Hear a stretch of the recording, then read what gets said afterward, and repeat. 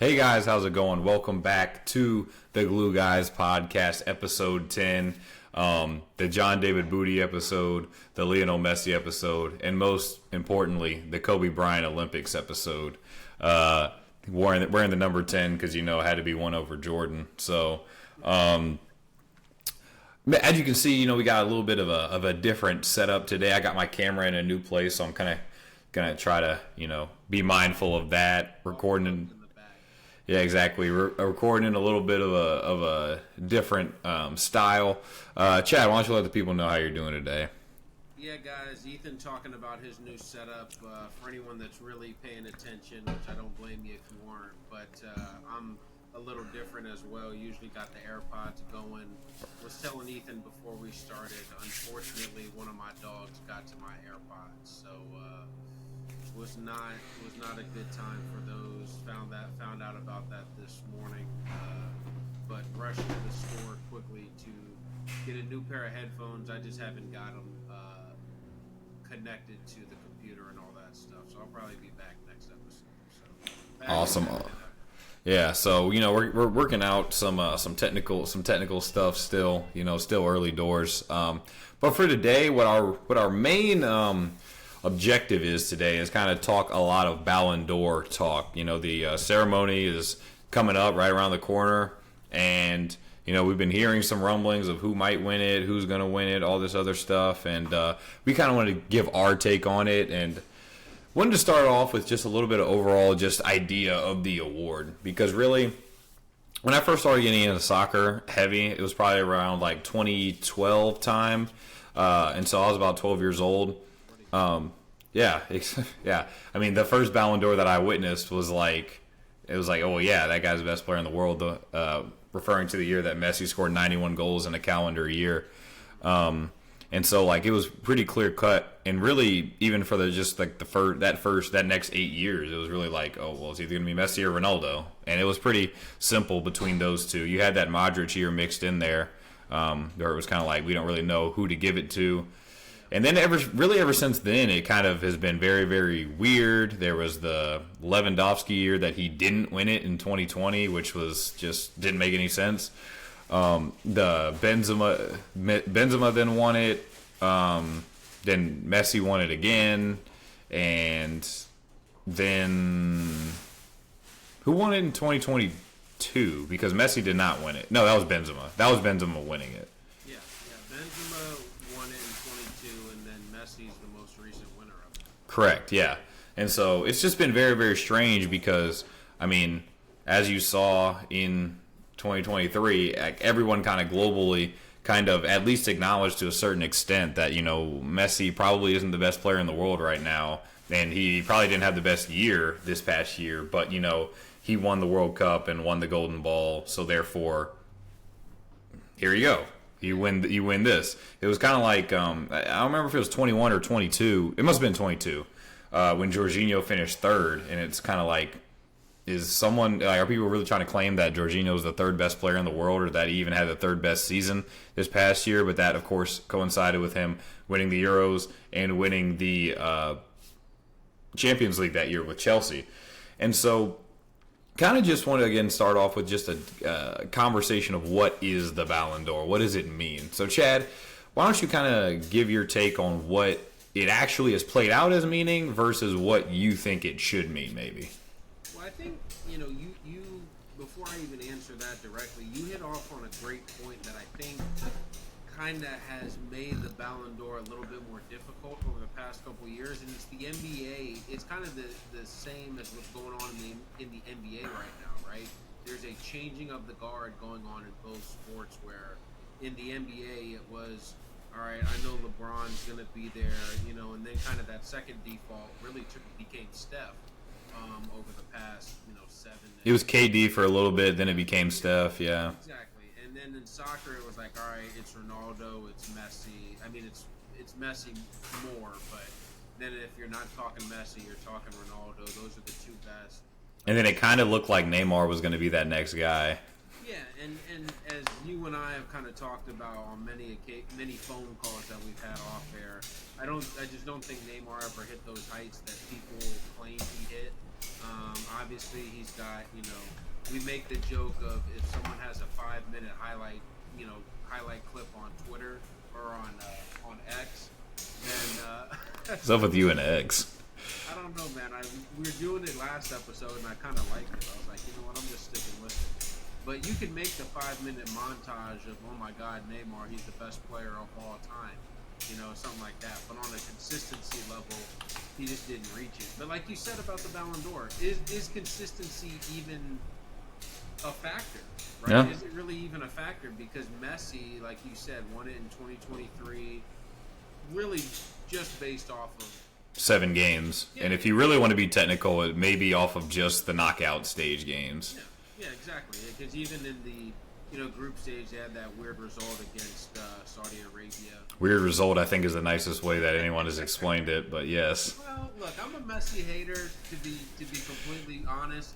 So I try to find ways not to make it seem like I'm completely just trying to say the worst possible thing. So, Saudi Arabia, weird result, and then they kind of walked through the group stage, and then like you said, when it really got time to when you saw the best of them was in the knockout round, which is what has to happen for you to win those type of tournaments, so nothing to do there. But yeah, he really won the award based off a month, out of the 12 to 15-month cycle that's being used to judge the award, and even that's weird. Like, I was doing some research on, because that's the eternal question, right? Whenever you talk about Ballon d'Or, the question with anyone is always, what actually is this award? Yeah. And I was doing some research trying to look, and it was like, now they change what the criteria is, or like what you're judging it off of, like what time period. It used to just be the calendar year. Mm-hmm. But now it's kind of like the calendar year plus the first half of the season before, so it's kind of like a year and a half long award.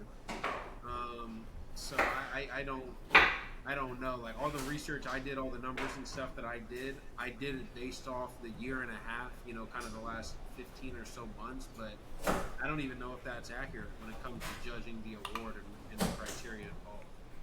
It's really become just like a narrative push one way or the other. It's like, oh, well, it's about who accomplished the most this season, so therefore we're going to give it to Ronaldo because Ronaldo won the Champions League and won the Euros with Portugal, so here you go. Or vice versa, like we said with Messi. It's like, oh, look what he accomplished this year. He won the World Cup and he won the Golden Ball. But then sometimes there were times where Messi would, and I say only because in relative terms it is only, where Messi would only win La Liga. And it was like, but then he also had an incredible year where he put up like 55 goal involvements in the league, and but would go out in like the quarterfinal of the Champions League, and they'd be like, oh, well, Messi is the best player in the world, so we're going to give it to him.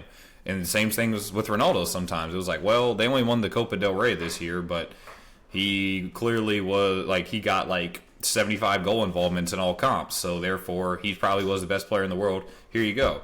And so kind of trying to figure out like exactly what it is, and like I said, even the timeline of it, like what it looks like, all that stuff is kind of strange. And then sometimes it even works out where it's like you can see that a player is very good, but when you actually look at it, their season wasn't that great.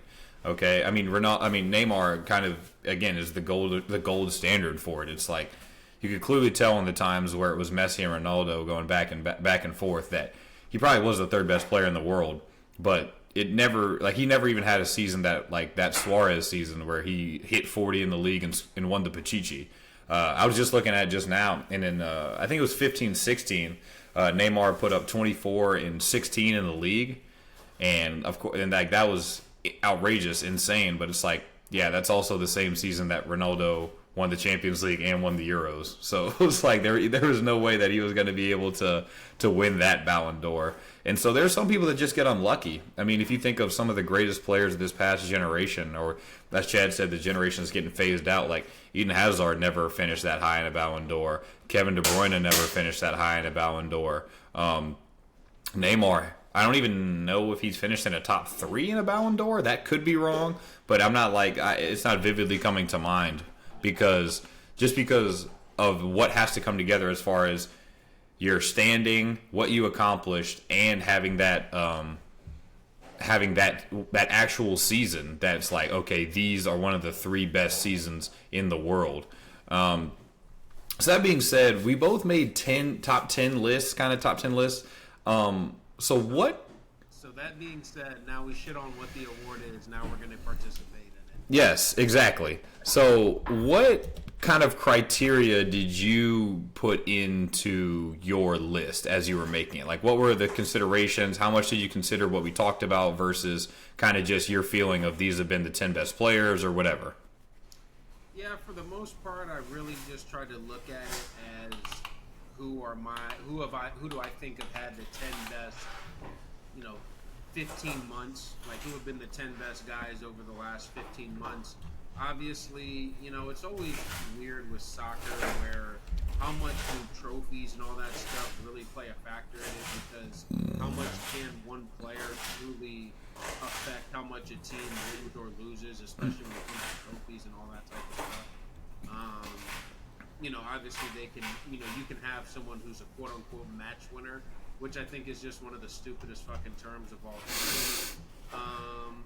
But you can have those type of guys who have a couple performances, but in the end of the day, in the NBA, you could have a guy who has a horrible team. I mean, look at Harden some of those years in Houston. Not a great supporting cast, but he drags into, the 2 seed in the Western Conference Finals or something like that.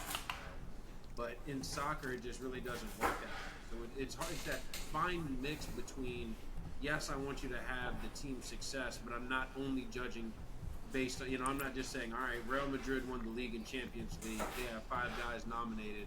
They're 1, 2, 3, 7, and 10 or something like that. All right, City won the Premier League, which is the most difficult league. Their guys are 2, 3, 8, 12, whatever. And then Arsenal didn't win anything. Their guys have to be very towards the bottom, have to be all the way at the bottom. I didn't think about it that way solely, but it did play a factor. Yeah, I mean, I kind of thought of it in a similar way. As I told you before we started recording, I was like, I kind of factored in 3 things, like what the Ballon d'Or has become. So I kind of factored that in. Who I thought actually had the best season, and then also just, which there's no real metric for, but who I just think is a better player. Those are the kind of stuff that I factored in. So, with that criteria, Danny Carvajal did not make my top 10. I'm sorry. Okay? The 5th best right back in the world did not make my top 10 for the Ballon d'Or. I'm sorry. I know he won the Champions League and the League and the Euros, but I can't bring myself to do one of those things. I agree with everything you said, but you can't name 5 right backs better than Carvajal, or that had a better season than him last year. Definitely not. Lucas Vazquez, Jules Koundé, Nathaniel Klein. I saw a crazy stat that said Koundé's already played 1,200 minutes this season. He's played every single minute for Barcelona and France this season. So I don't know. Maybe I shouldn't rule Koundé out, even though he wasn't even on the 30-minute list for this squad. Ben White. All right. So let's go. Let's say 2 at a time from the bottom. Before we do kind of the 10, do you have someone that just got left out? Yeah, maybe your 11th person or your 12th. I mean, for me, I did the weirdo thing of ranking all the guys 1 to 30. That's OD. Just to make sure that I have the right 10. But did you have 1 or 2 who maybe just missed out for you or a reason? It kind of just dawned upon me 5 seconds ago that when people see this, that everything's gonna get clipped out, and this is actually probably the podcast so far in our 10 episodes that's most likely to get me clowned by everybody. God, that's saying a lot. But I think probably the guy that would be 11th, and it's probably someone that everyone would expect to be in my top 10. But I think we're going to be pretty aligned on this because we've talked about this guy a lot and how his season maybe hasn't been all as cracked up to be, and that would be Lamine Yamal. Really? Wow. Okay, so I had him way lower. So Yeah, well, I'm not even saying 10. I'm just going more honorable mentions, guys that were left out of my 10 that people might think would be in there. I would say Lamine Yamal and then probably like a Jude.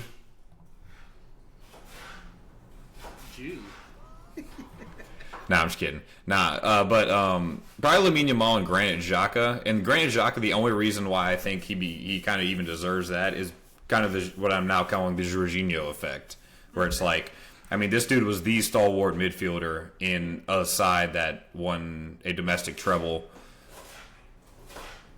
No, domestic double. And then went unbeaten. And then pulled the Liverpool. Yeah, I mean, I don't want to disparage them too much, but yeah. So like those guys, and then probably Danny Olmo are probably the guys that everyone would look at and be like, oh, they probably had these incredible seasons. They should be near the top and blah blah blah. But I mean, if you actually truly look at it, I'm not going to be like, oh yeah, Lamine Yamal, 5 goals in the league. Yeah, he deserves to be in top 10 Ballon d'Or. Which I know he was brilliant in the Euros. I'm not going against that. I'm not saying that he wasn't, but like kind of what me and Chad were discussing, like. That doesn't make you one of the 10 best players in the world being good for a month. Yeah, exactly. I will say though, his half season, or not even half, his 2 months so far this season have been unreal. I forgot who I saw him play against like 2-3 weeks ago. It was the same weekend as Brighton Chelsea, and it had that on the second screen, and he just like scored a brace in like 10 minutes, and also had like a goal disallowed in that time, and I was like, what is happening? He was 7-7 across all competitions last year, and which insane. As a 17-year-old is outrageous. Yeah, for a 16-year-old, that was amazing, and he's already 5-5 this year in 10 games. Yeah. He is truly, he's had almost an even more meteoric rise, I would say, than what Cole Palmer's had over the past, 8 to 12 months. Honestly, but okay. So Yamal, I'm with you. Had him outside, and then Xhaka right there. I had him outside of that top 10 as well. Probably the guy for me who highest profile. Maybe not even highest profile, just like a guy who maybe people would be surprised is not in the top 10. Probably the guy who I would get the most heat for, I guess, if we're opening ourselves up to that, is Florian Wirtz. I didn't have him in my 10. I literally had him at number 11, so I did not sit here and say he's like outside of 15 or something like that. But I mean, look, it's the eternal question, or the eternal answer we talk about with sports. It's like, hey, just because I had him 11th doesn't mean I think he had a bad season. Of the, a couple thousands of people that play the game, across the world, I thought he was the 11th best out of all of them. As a 21-year-old. Right, exactly. Just turned 21, yeah. I think part of the reason why I had him outside is because in the Euros, he kind of was in and out. Yeah. Like, I think when it really mattered, wasn't starting the games and didn't have the impact, really. And that kind of continued on with, like, what I thought the second half of his Leverkusen season was. Leverkusen kind of limped to the finish line more so than, like, and obviously that Europa League final against Atalanta is kind of like the culmination of that, where, they got 3-0. That, like, last month, like, literally the only reason they were staying undefeated was because they were down 3-1 in the 88th minute, and then they would score 2 goals somehow, and then it would be a 3-3. And that was the part that, I mean, retroactively now, because obviously I'm an Arsenal fan, but I'm the first one to admit that the Invincible season's overrated. And it's the same thing kind of with that Leverkusen side. Everyone's like, oh my God, they're still unbeaten. I'm like, they're drawing Union Berlin at home with a 96th minute equalizer. Like, are you serious right now?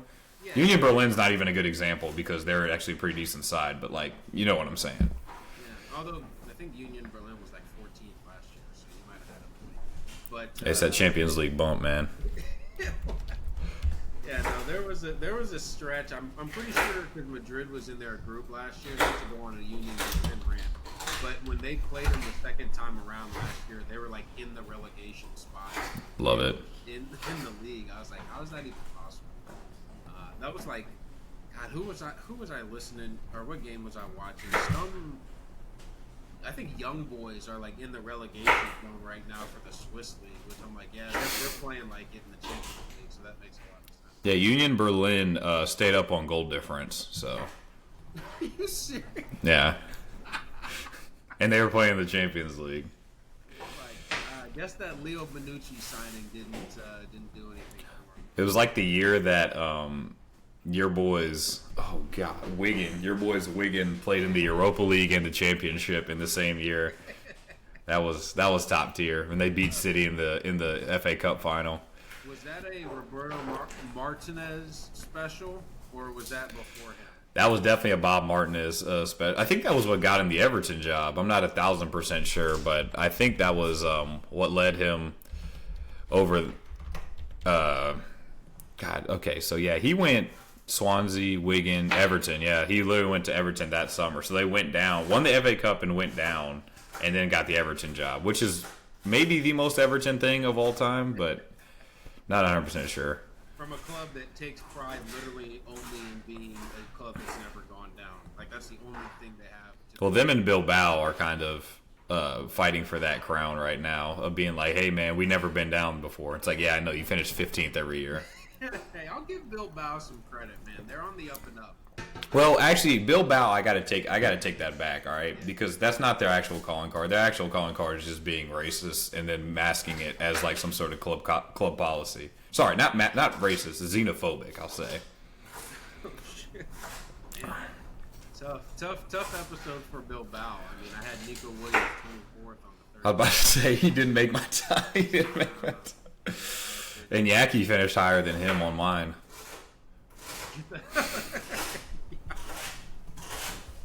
The dude who was so happy he decided to switch his nationality at like age 27. Well, he was also the go-to. It was like, hey, man, when Yaki Williams has started, 80 straight games, like he was Brett Favre or something, whatever it was. I swear he had like a 4 or 5 year streak of starting every single game. Yeah, which is badass, I can't lie, but it was just like funny that people, because the thing about these records is that you have no idea that they happen until they do. Because like record keeping in like FIFA and like different leagues is so weird. Like you'll just look up. I remember when Harry Kane broke the Premier League record for most goals in a calendar year, and it was like, it was like 5 years ago, and then it just like some graphic just pops up on my feed and it's like Harry Kane most goals in a calendar year 40, and I'm like, why is this the first time I'm hearing about this? Like as he breaks the record. Exactly. That is weird. I don't know. All right, so now that we've got the dust settled on the honorable mentions, you want me to start with my 10 and 9, or you want to go first? Why don't you go first? You go first. Yeah, I'll go first. My 10 and 9, and these sound funny because they're together, but I mean that's just how it came out on my list.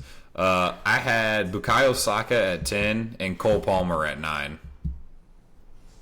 Okay, I actually had both of those guys higher.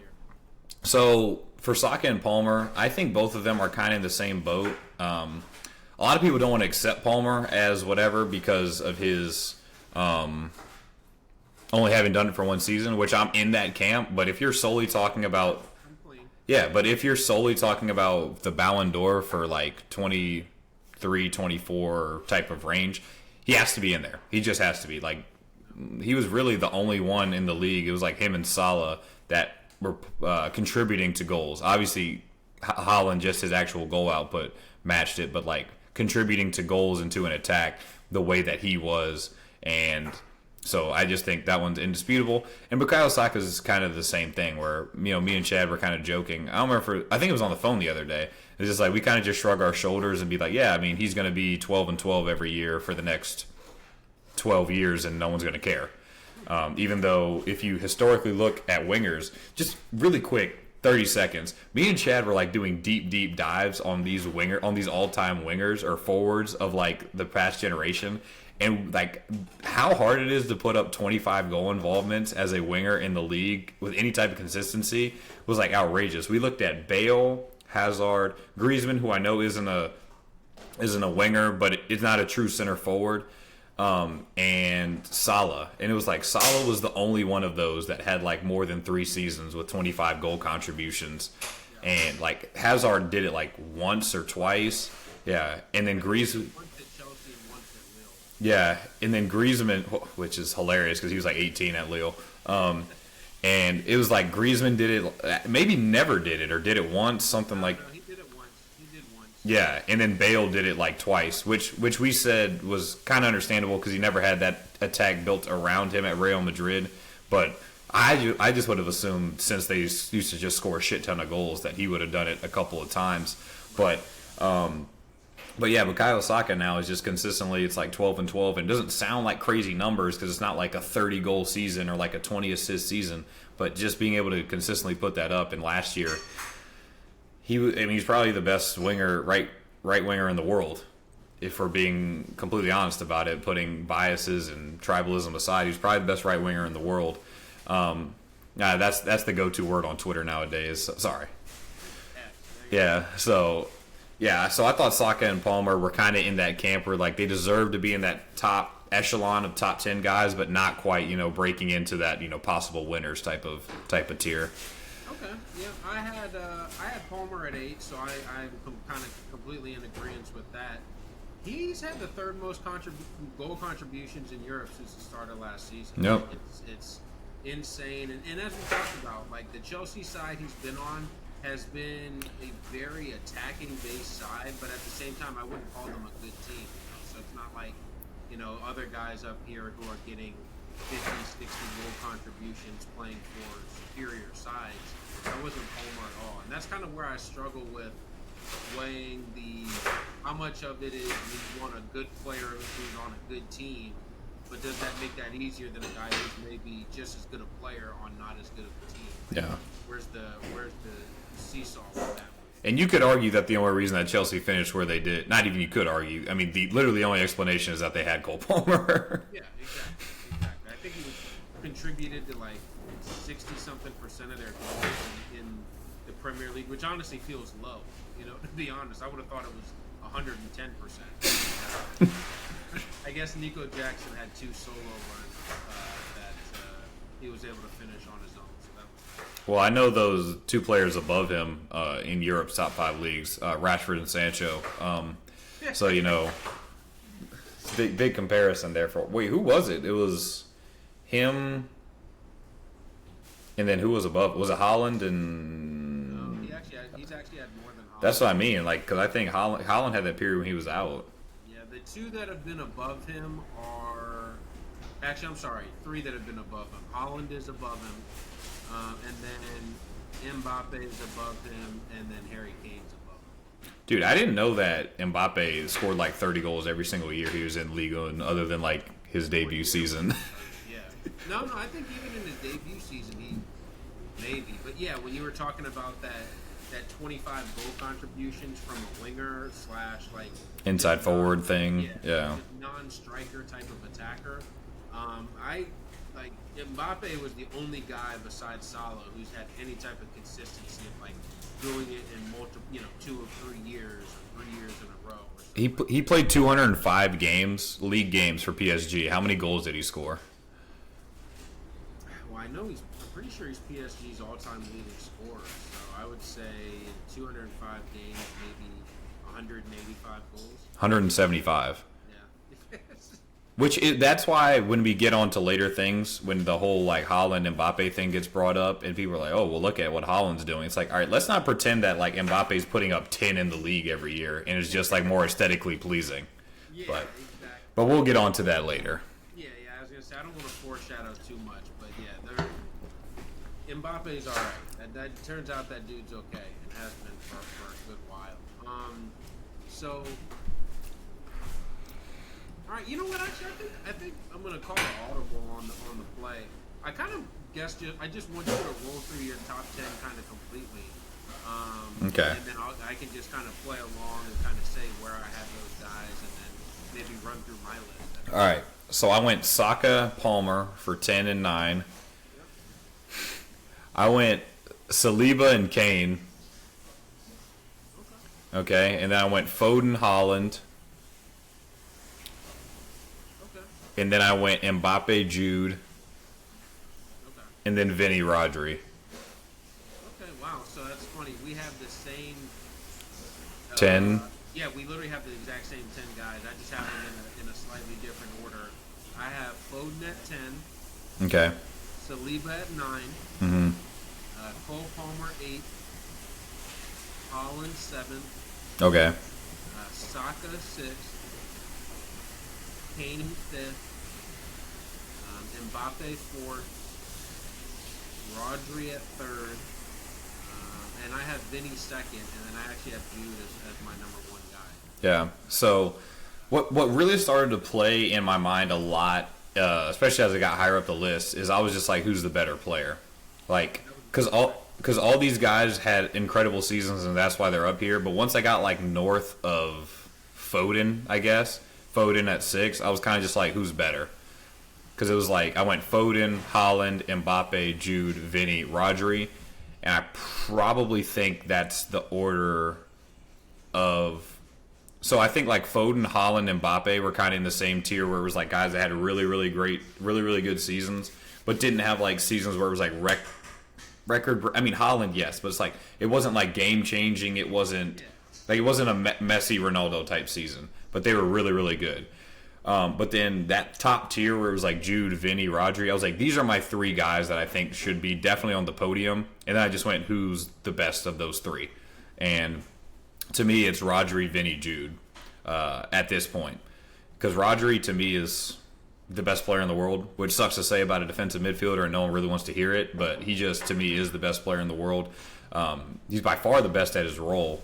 But, like, when you talk about who like performs their role the best. Like if you want to say, Neuer as a goalkeeper is like 100 out of 100 for what you want out of a goalkeeper, like in his prime. Then I would say like that Rodri has like the highest score as a defensive midfielder. Sure. Like then what Vinny has as a left winger, or Jude has as like a rover back, whatever the hell he plays now. False 9 for England, attacking midfield, come striker for Real Madrid, now playing a little bit deeper this year since they actually have a real center forward. And, and Jude, I struggled with Jude and Vinny. I was kind of trying to find ways to put Jude ahead of Vinny. But I just couldn't because I was really, really, really, I mean, now that I think about it, I was going to say I was really disappointed at the Euros with his overall play. I mean, he had his moments. But it was his overall play, but then Vinny didn't do shit in the Copa America, so it was just... That's the thing is both of them were pretty disappointing for their nation.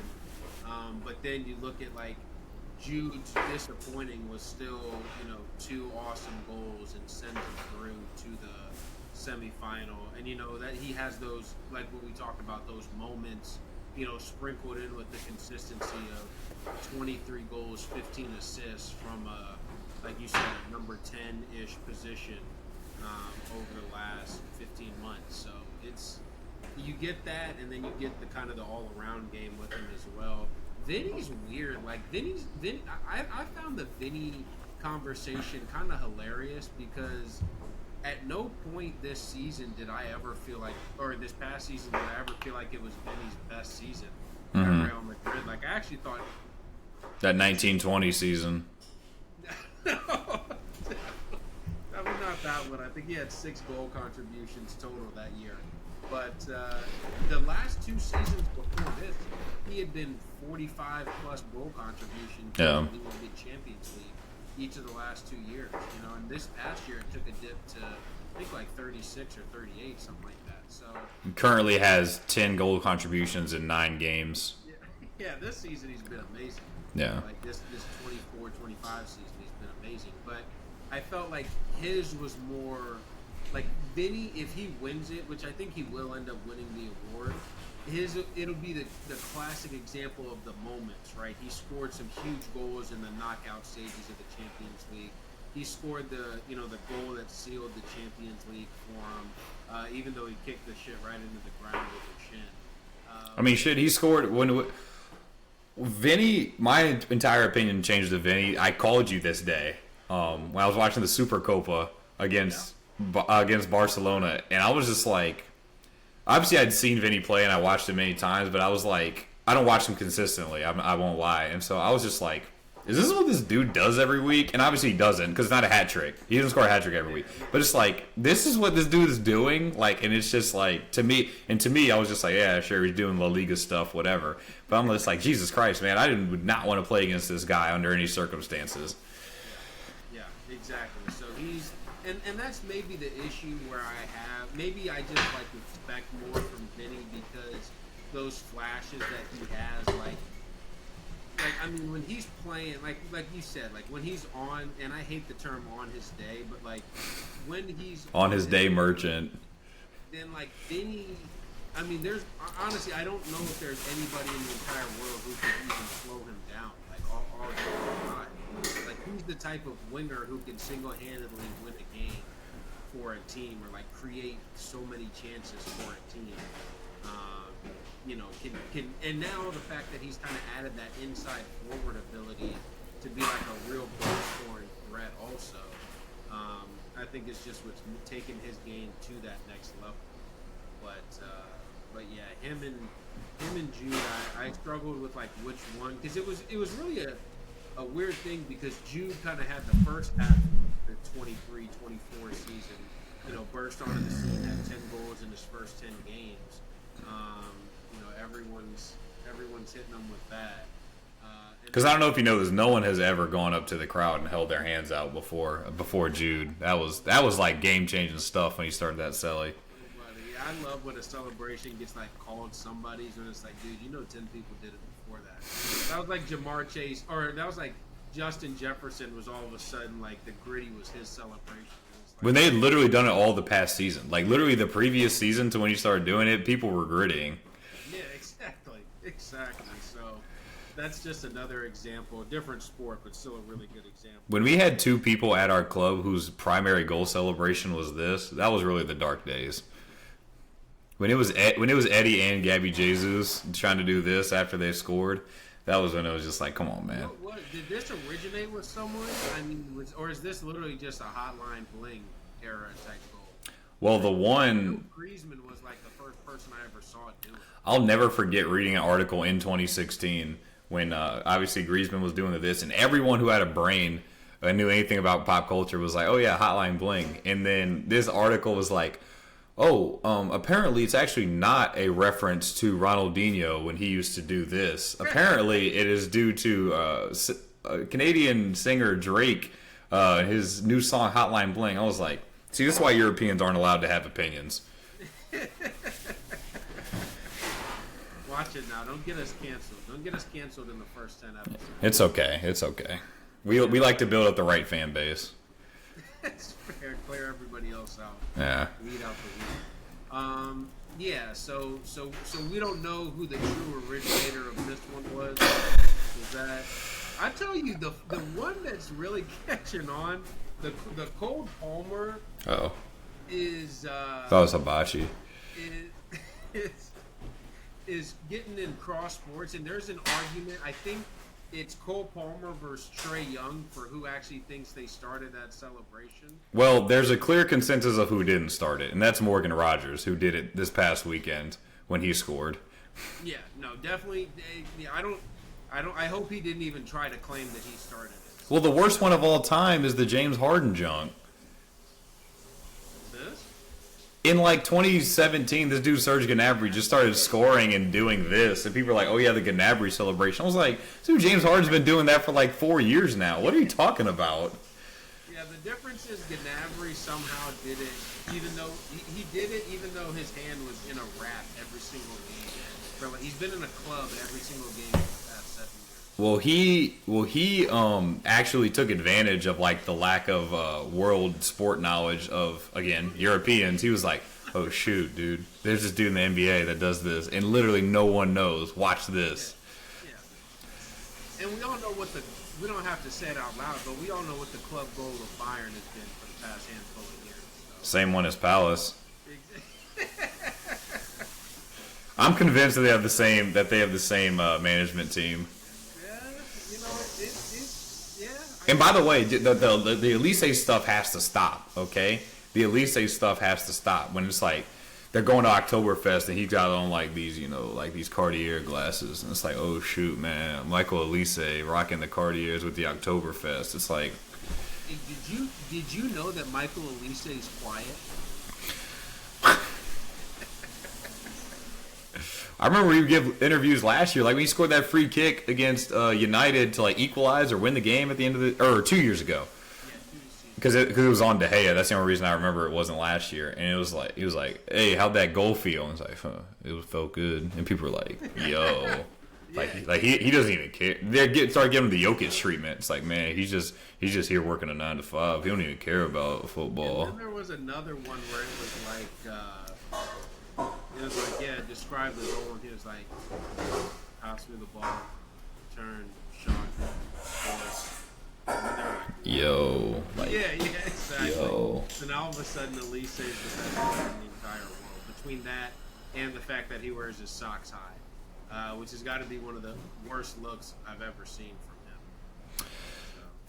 And yes, I'll take my L on Fulkrug. Okay, I'll take my L. I think he's played 70 minutes in the league this year. Well, that doesn't leave him not eligible to win this award, though, because I spit it out. Now that we've kind of gone through the top 10, now I just want to air out my gripes and my complaints for some nominees. Danny Olmo. Guess how many minutes he has played since the start of last season? We're talking about... For his club or in the league? No, this is club. Like League, Champions League, hell, DFB, Pokal. 1,200 minutes?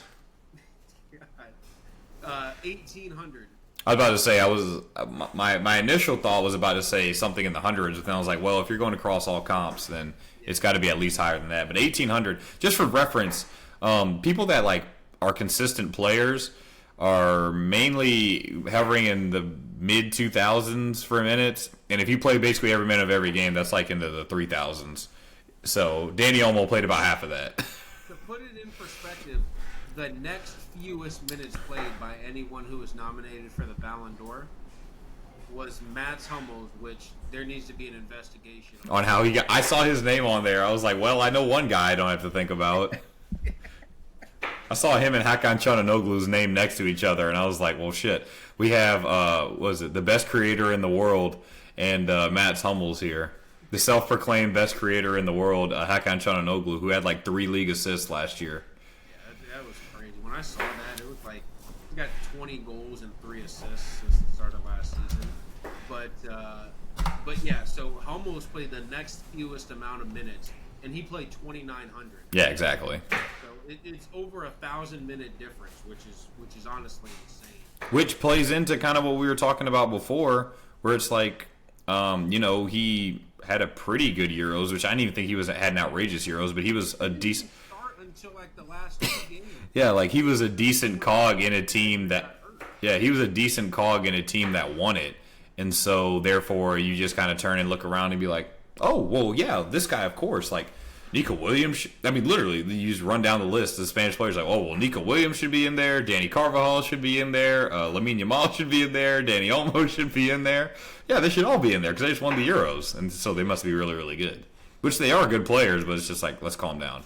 Yeah, that's exactly like you talked about the Jorginho bump, where, like, I don't understand, like, it was so weird because it's like the Euro, or like the, where do you get the Euros? It's more like a camel catch. but the thing is, it's almost like the international tournament is like what matters, and then the club season is like the icing on the cake. But it's like, no. Yeah. It should be the other way around. Like, what you do for 12 of the 15 months that we're judging you on should be what we base it off of. Mm-hmm. And then the other 3 months should be the icing on the cake. If someone's Ballon d'Or argument, me and Chad always like to talk about tombstones, all right? Like what's going on NBA players or NFL players' tombstones. Not the pizza brand. Yeah, like we can talk about that later. But like if your Ballon d'Or resume starts with winning a competition or international football at all, normally it's a pretty bad case. I'm not going to say 100% of the time, but normally it's a pretty bad case. Because if someone starts off with, oh, yeah, they won the league and the Champions League, it's like, you're going to have to tell me a lot more than just they were on a team that won those things. Because Mark Cucurella won the Euros, and I don't want to hear. I was hearing people saying that he's a good left back now, like a legitimately good left back, and I was like shocked after I saw that. It was like, whoa, shoot, Cucurella's actually pretty good now. I mean, I don't think he's horrible, but I don't think he's good. No, he's definitely not a meme anymore. I will say he's a transcended meme status, but I mean that just makes you better than Anthony. Yeah, which I mean, the dude literally is the second most expensive left back of all time. So is that counting Vardiol as a left back? Yeah. Okay. To me, that's counting Vardiol as a left back. Fair. That slanders City a bit more because it's like you had to spend $90 million for a left back when the next most expensive guy was. And Vardiol's good, but he just gets cooked for people. No, he's the best left back in the league by far. I don't know if you know that. Who's saying this? City fans? It can't be City fans because there are only 7 of them. Oh, okay. This is Twitter talk. This is Ethan prowling through the Instagram comments section. Which, to be fair, I was kind of thinking about it. I was like, winning, like being the best fullback in the world or the best left back and right back is you can kind of pass that torch around to kind of whoever you want. It's like, oh shoot, Vardiol had a good 3 games. It's probably him. Oh, Alphonso Davies ran past 2 guys. It's probably him. You know, like the bar is pretty low in order to be the best either one of the fullbacks in the world. Alejandro Grimaldo, even though he plays as a left winger, basically in a back 3. Well, that I love it when people do that, when they start making shit up and they're like, oh yeah, this guy's actually the best left back in the world. It's like the best right back in the world. It's like Frimpong has never played right back a day in his life. I'm sorry. Or whenever they say put DeMarco in best 11 for whatever as a left back. Yeah. And that guy's hasn't played 1 minute of left back in his entire club career. Yeah, exactly. Except when he played for Barca B. You can't forget about that. DeMarco played for Barca B? Sorry, Grimaldo. Oh, okay, I got you. I was gonna say I would have literally lost my head if you would have told me that DeMarco played at Barcelona again. But that would have been funny. So, yeah. Now just Adama. All right, so I want to ask, when you were making your list, was there either a theme or a specific player that kind of stood out to you that was kind of like, when you went into it, he finished in a completely different spot than maybe you would have initially saw? Because for me, that person was probably Harry Kane or William Saliba. I had Kane and Saliba at 7 and 8, and those were kind of guys that I probably expected Kane to be a lot higher and then Saliba to be a lot lower, because to me, and again, I know everyone's just going to be like, oh, Arsenal fan. To me, Saliba's the best center back in the world, best defender in the world. He just is, to me. And so I was kind of like, okay, but what does that mean? Kind of like Devin Hester being the best returner of all time. It's like, well, what does that mean, though? But then I was kind of looking at it, I was like, I don't know. I feel like he was just better than this guy, and better than this guy, and better than this guy. And he just kept kind of moving up my list. And I was like, oh, shoot, I guess, yeah, 8 kind of makes sense. And Harry Kane was the opposite. I was like, every single time I turned on Bundesliga highlights, this dude had scored like 13 goals in 2 weeks or something like that. Yeah. And I was expecting him to be higher and higher, but kind of what you were saying, like, even though we don't like to factor in the Euros too much, is like, well, he was god-awful at the Euros. Like, he was probably England's worst player.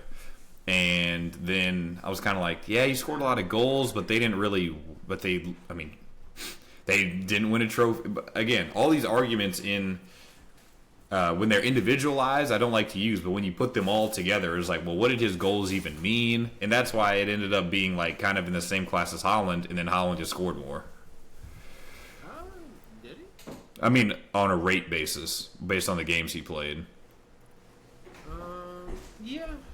I mean, God, I don't know.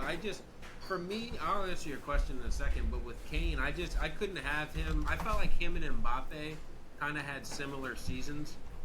Just from obviously, like you said, like Kane, Bayern not winning the league for the first time in a decade was like shocking and was the reason why I couldn't put Kane any higher than 5th. Mbappe, I thought PSG actually had a really good year last year. Won Ligue 1, won the Trophy des Champions. Oh shit! Everyone was vying for that. And made it to the semifinal of the Champions League. Like, I think, obviously they should have advanced past Dortmund, but I'm not going to sit there and kill them for that. Can I? Yeah, you can, but when a team should advance over other teams every single year, and it just doesn't happen. No, they should. No, sorry, I was looking at Harry Kane's shit from last year. I might have to move him up. Yeah, I mean the dude's 71 goal involvement since the start of last season. Yeah, last year, Jesus Christ. Yeah, he's 44 and 12 in 45 games in all comps under 4,000 minutes. When you said the rate thing, I was like, God, did I not look at something right? But yeah, they played the same. They played the same amount of games, and Kane not only scored more, but also had 7 more assists. So yeah. Yeah. So since the start of last season, Kane has played 5 more minutes and has 16 more goal contributions. Yeah. In that span. Jesus. Well, yeah. So I'm gonna switch these two. I'm gonna put Holland at 7. Actually, no. Screw that. I'm gonna move Holland down 1, and then I'm gonna put Foden at 7. All right. Foden, according to me, Holland 6, and Kane 5. Yeah. Okay. I like that. The white one. So your 5 is Kane and your 4 is Mbappe? Yes. And then 3 is Rodri? No, my 1 is Rodri. My 3 is Jude. Oh, yeah, that's right. You did that thing.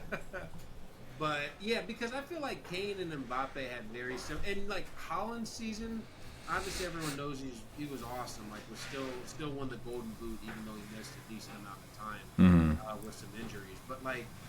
It just didn't feel as impactful, and maybe this is us comparing this season to what he did the season before. Yeah, when they won the treble. Which isn't fair either.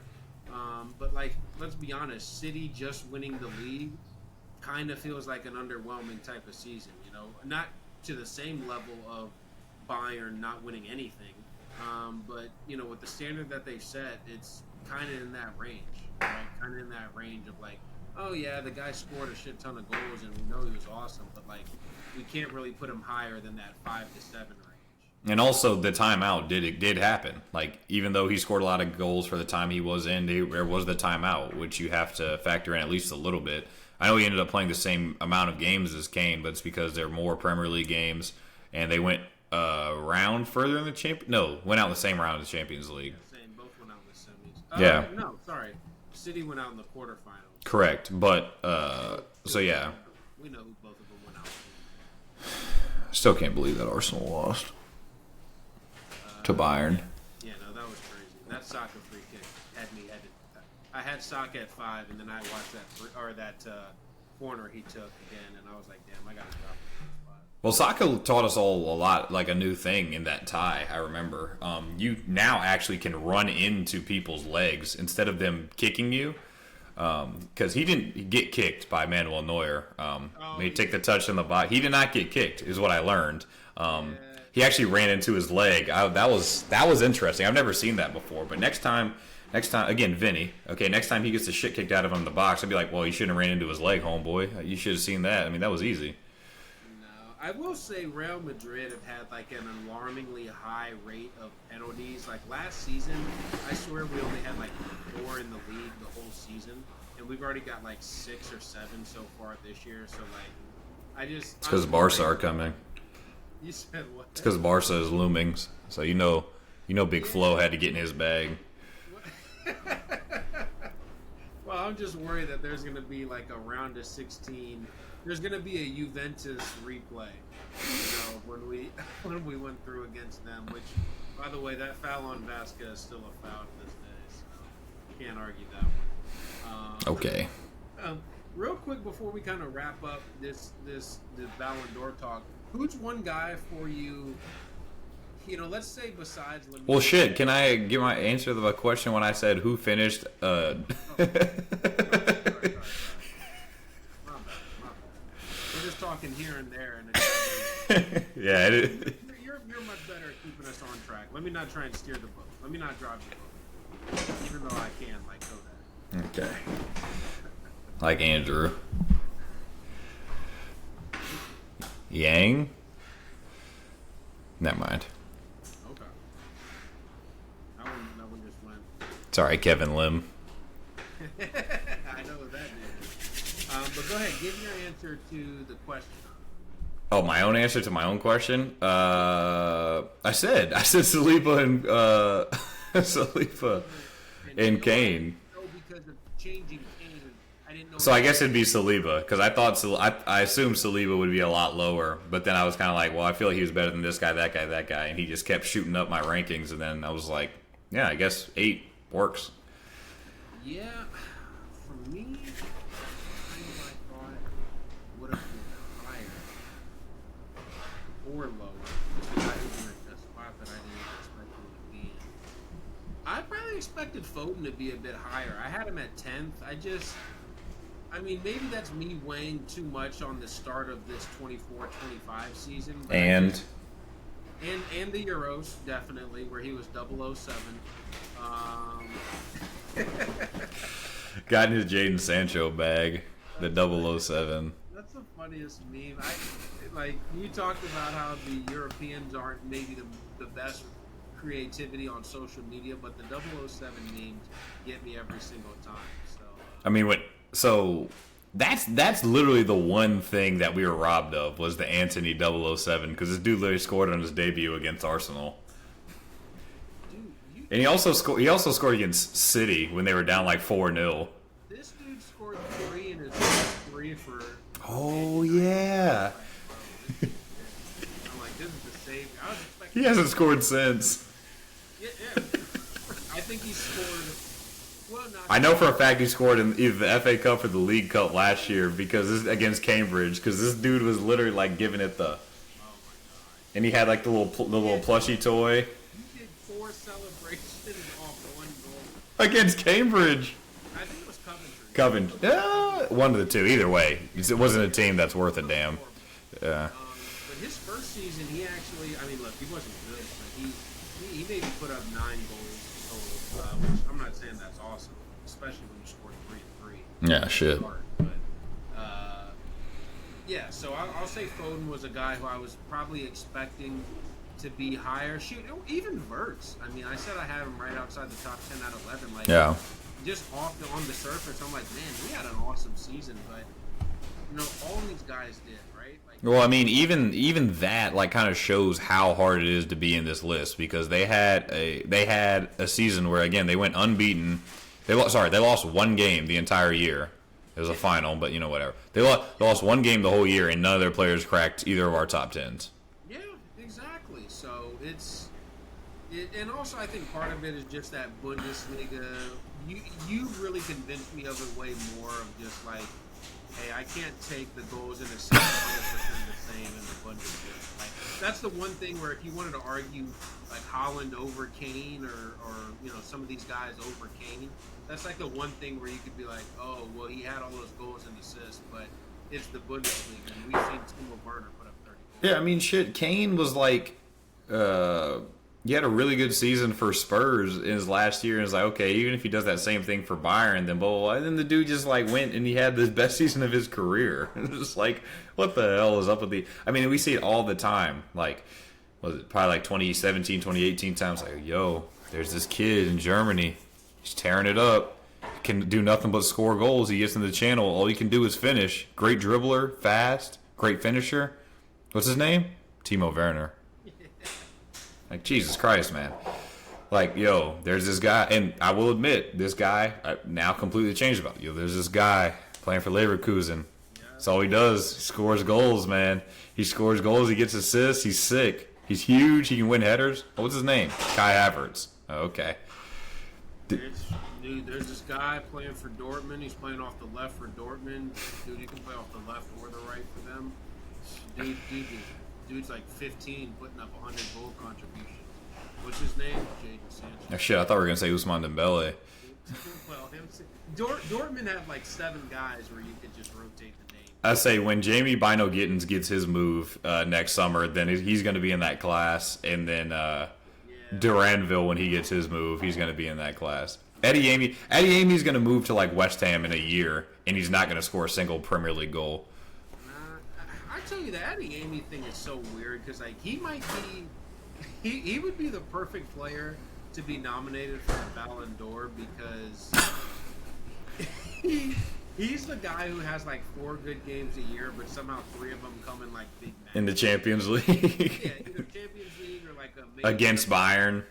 Yeah. Exactly. Like I'm like, okay, And because I've just been seeing reports now where like, oh yeah, Liverpool could be looking at Karim Adeyemi as the Mo Salah replacement. I'm like, what? Like, What does that even mean? yeah, exactly. I'm like, and I mean, to be honest, like, I could kind of see it only because Adeyemi plays in that inside forward role more so than like a true winger. Center, yeah. But at the same time, it's like we're talking about Karim Adeyemi who can't even hit 10 in the bullet, which we just described as the easiest league to score in the whole world. Ooh. I'm pretty sure Lockett or Aubameyang, one of the two, hit 20 last year. Oh, no, Lacazette was second in league. I was about to say, I know for a fact that... He might have hit like mid-20s. Like, I don't even think it was just 20. I think he hit like 24. Yeah, he was 27 the year before. Mind you, this dude got released by Arsenal, okay? Dude got released by Arsenal and then hit 27 and then he hit 19. But he only played 29 games last year in Ligue 1. And so I'll never accept this slander that like, oh, only the Bundesliga, because people be throwing up numbers in the frickin' I think Ligue 1 though they kind of got away from. Everyone knows what Ligue 1 is at this point. Correct, but there was a point where it was like, yo, this. I mean, shit. Like we were just talking about with Eden Hazard. It's like, yo, there's this kid. He's putting up 15 of 15 in Ligue 1. Eden Hazard, and then he came to the Prem and obviously had a good career, overrated but good, very good. But yeah, it was just all these other leagues, man. That's why I can't take them seriously. Like unless you're doing it in La Liga or the Premier League, which there are weird cases every once in a while, like Dobvik last year and like Joselu, who we joked about on the phone. He was like, yeah, somehow you look up at the goal charts every year, and this dude just had 15 playing for a relegation side. But there are weird exceptions like that. But for the most part, it's like if you can put up numbers in those leagues, then you're probably pretty good. Right, exactly. And even Dovbek was weird. I was looking at this numbers. I mean, that dude. First off, he's been horrible since he's moved to Roma. Which, by the way, I wouldn't mind doing a full Roma podcast. They're about to They are one of the weirdest clubs. Serie A just in general is like the craziest league, but like they're the weirdest club with like, all right, they hired De Rossi.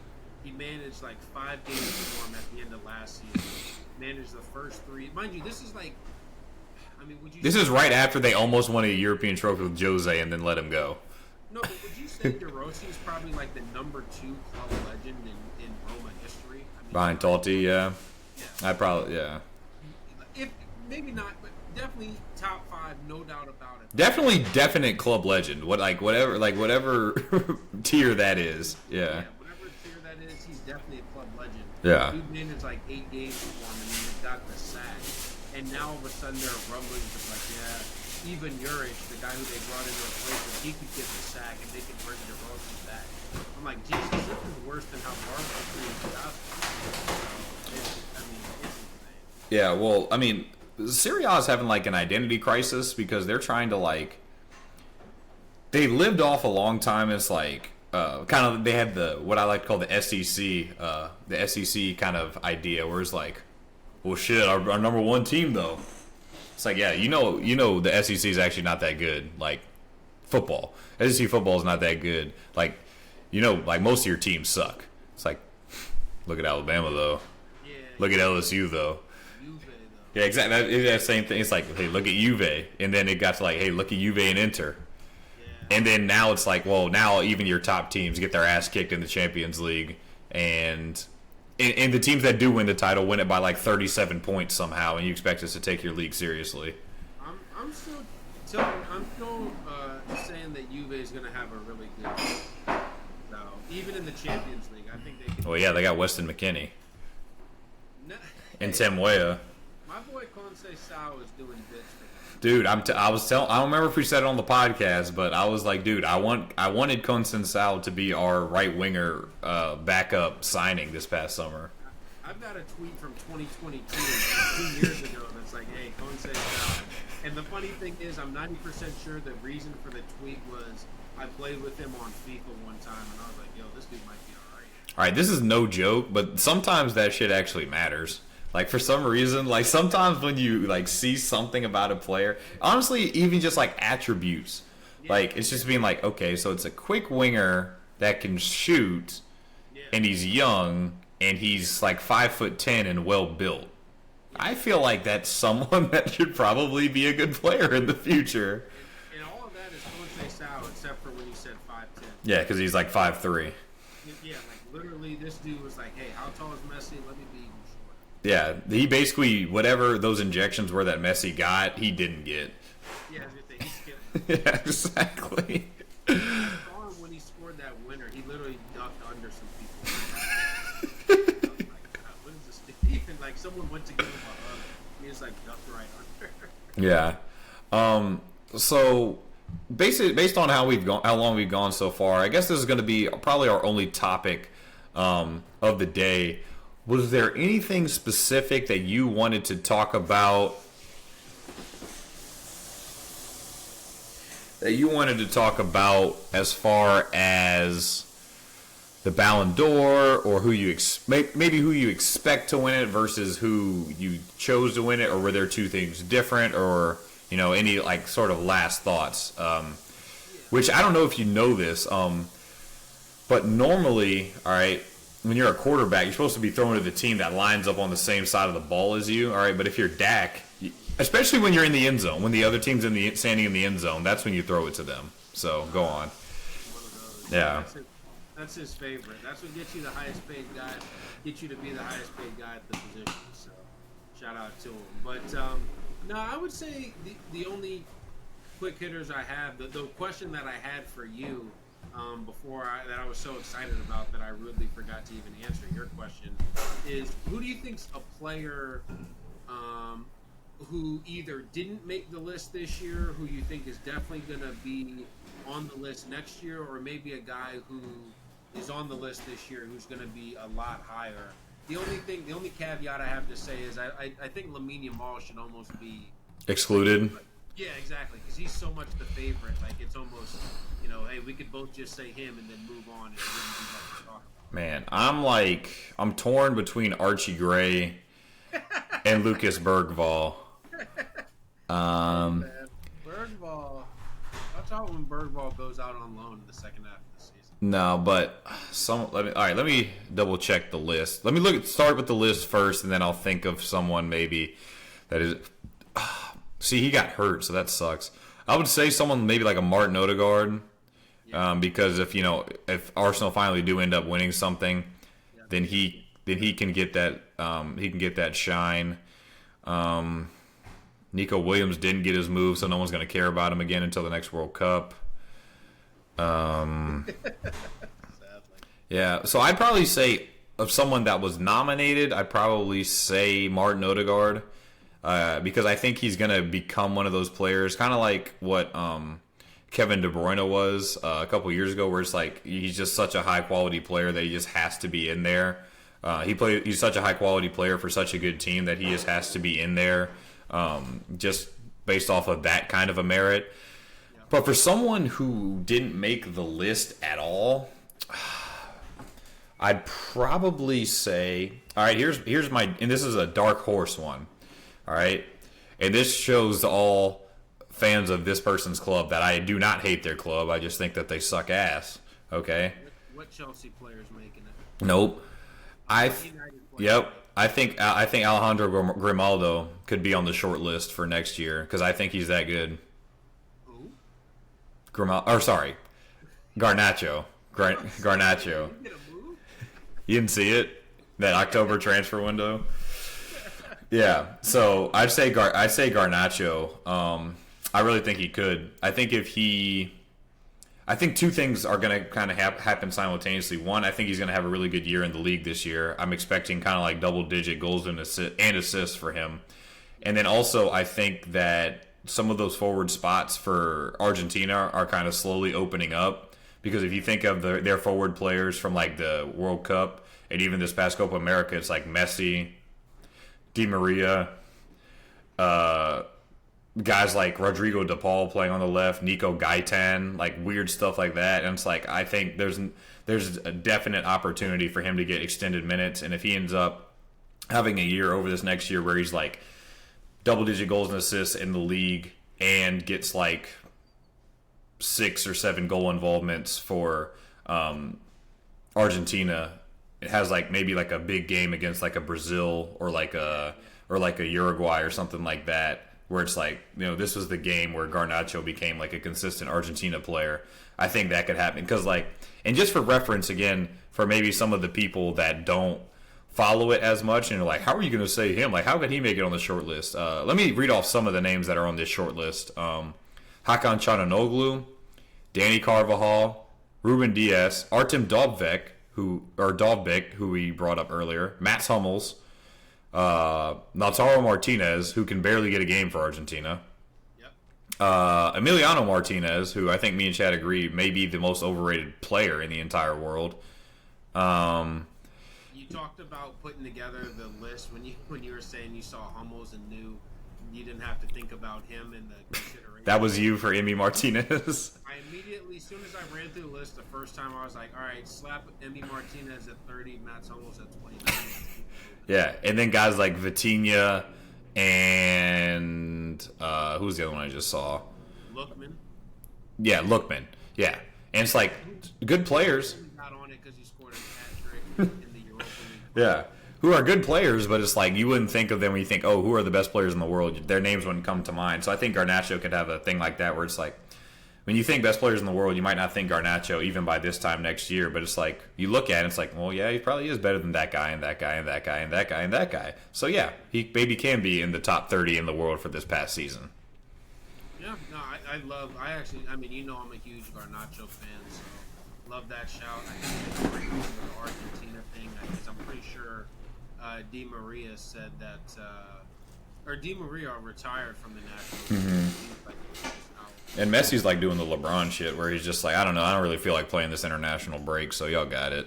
Yeah, exactly. So like they need a focal point for the kind of next generation. Mm-hmm. If there is going to be a successful next generation for Argentina, which, as we've seen from Brazil, that's not always the case. But a guy for me, I'll answer my own question. A guy for me who I think is a lock to make the short list next year, and honestly, like, I was completely shocked that he didn't make it this year, was Ollie Watkins. I think the fact that he's now playing in the Champions League this year gives him a slightly bigger stage. More of a spotlight, yeah. Yeah, exactly. They've looked better, or they've looked good through the first 2 matches, so there's a decent chance that he at least gets into some type of knockout round situation, where the eyes are just even bigger on him. And then in the league, like, I know John Duran has been like talking down for Aston Villa, but Watkins still has 4 goals and 2 assists and 7 starts so far this season. Like, I know he doesn't have 5 because you know who else is going to be on the short list next year? David Raya. Yep. He's going to take over that Eddie Martinez spot as the keeper who gets the token pass. God, I didn't even notice that he was the goalkeeper representative. That's outrageous. Yeah, I know. He was the only. There were years when Neuer finished like 4th. Yeah. Buffon was like top 3 finish. And now we got Emi Martinez representing the whole position as the 30th guy. So, and also the thing with Watkins is like he's just been like you look at his numbers, he's just consistently got better and better. 3 years ago he was 13 goal involvements in the league. 2 years ago he was 21 goal involvements in the league. Last year 33 goal involvements in the league. So, I think the 33 goal involvements he's probably not going to reach that again. But if he does something similar to it, then that'll kind of like confirm that he's not just a one season wonder, but right. He's actually at that level. I think I could easily see him also, maybe dare I say, try and become the most dangerous man in the world. But could he start to take some Kane? England, yeah. Yeah, like could he? This rotation that they're going through, they're going to be getting a new coach in. It looks like. Could a new philosophy come in, kind of shift Kane out a bit, bring Ollie Watkins back in? You talked about in the Euros how Kane was very underwhelming, so could be even more reason. I think I could see Ollie Watkins having a big next 10 months. Yeah. Conversation next year. Yeah, I could say that. I mean, shit. He even got Ivan Toney out of his way as like the guy that's like the next England striker. Exactly. He leaped over him. Yeah. Well, he got him out of the way for that and for the Saudi shit. So, I mean, yeah, I could definitely see Ollie Watkins being in there. I'm trying to think of one that'd be like really like off the wall that would still be like viable. That's like, oh, I could see this guy getting on there, but it's like I don't know. I'm not gonna just throw out a name just so I can look like an idiot, just for the fun of it. Nico Lobarella, love him. I mean, God, there are actually some other guys. Like, how does Xavi Simons not get on that list? You know, like how is Xavi Simons not? Well, yeah, especially when you start looking at the people that did make it, it's like. Even just, and again, I don't really pay an incredible amount of attention to other leagues, but like even just based on like you said, just like what you know, I mean, it's like, is there any way that Xavi Simons didn't have a better season than Mats Hummels? Like, Yeah. is there any way? Yeah, I was gonna say, does anyone? You could poll 100 people on the street. Does anyone think that Mats Hummels was better, or that Ademola Lookman had a better year? Yeah, I mean, yeah, especially that being a direct comparison. It's like, Yeah, exactly. yeah, So- Lee Kang In, Oh, okay, that's a guy actually. That's Barcola. Yes. Yeah. Barcola will definitely be on that 30-man shortlist next year. See, I was this close to like laughing at you, and then I realized where you were going with. Yeah, no, Barcola. Not Kolo Muani.